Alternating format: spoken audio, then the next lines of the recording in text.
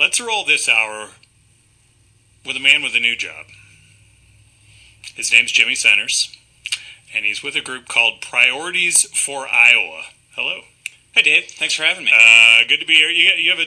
You've worked for Governor Branstad before, done a few other things, and now this is your new incarnation.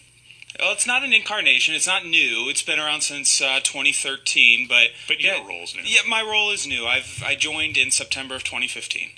Okay. The group is what? What do you believe in? Priorities for Iowa is a nonpartisan 501c4 issue advocacy group. We advocate on behalf of Iowa families and Iowa taxpayers for a strong economy, and we want to defend Iowa values. Okay, you're nonpartisan, but some would say you perhaps have a little lean on your issues. Well, fair.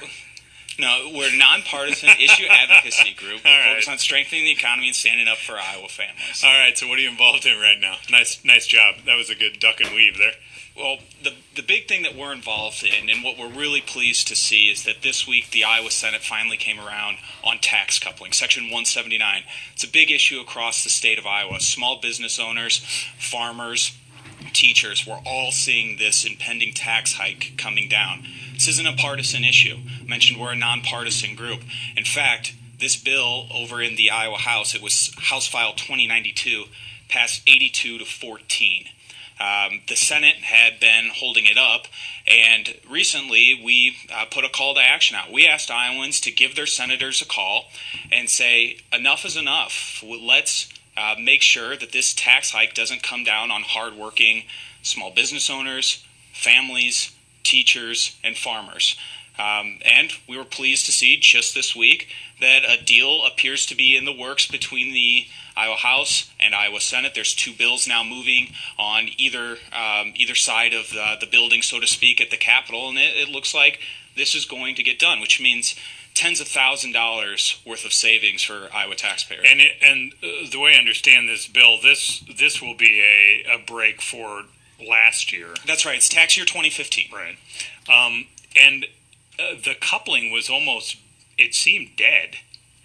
There was a point a month back or so. It looked like this wasn't gonna happen. That's why we're so happy, Dave. There was a point in time where it appeared, even though the House passed it on a broad bipartisan basis, 82 to 14, House File 2092, the Iowa Senate wasn't interested in taking the bill up.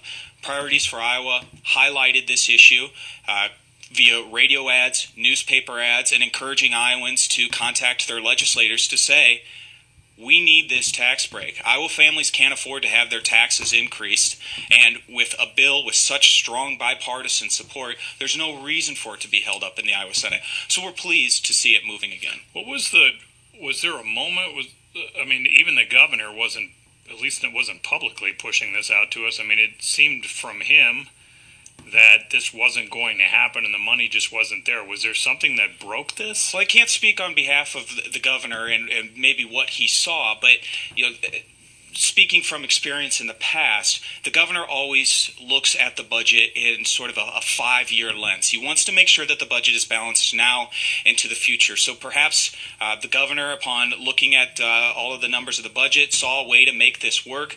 He did signal that he would support some sort of tax coupling if all the both chambers up in the legislature could come to an agreement. So, but this is a one-year deal. It's for tax year 2015. Right. The governor did signal he would be supportive of it for 2015.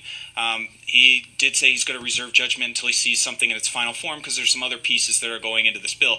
But we're encouraged to see it moving. After receiving broad bipartisan support in the House, the Iowa Senate has now signaled that they're going to move it. It passed on, I believe, a 20-3 vote in committee this week.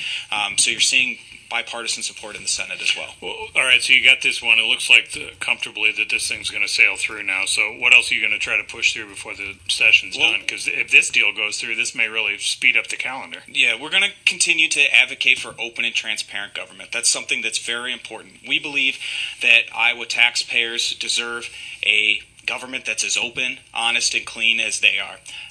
So we'll continue to advocate for that. One other thing that... what does that mean, though? Well, we'll continue to hold elected officials accountable for their words, votes and actions. So we'll continue to monitor that and be the taxpayers' watchdog. One other thing that we were involved in this year is the Medicaid modernization push. The fact of the matter is, Medicaid costs in the state of Iowa are at about $4.3 billion per year. Medicaid costs have increased by over 70% since 2003, and without modernization, they were going to go up by 21% more. This is unsustainable, and it's unaffordable.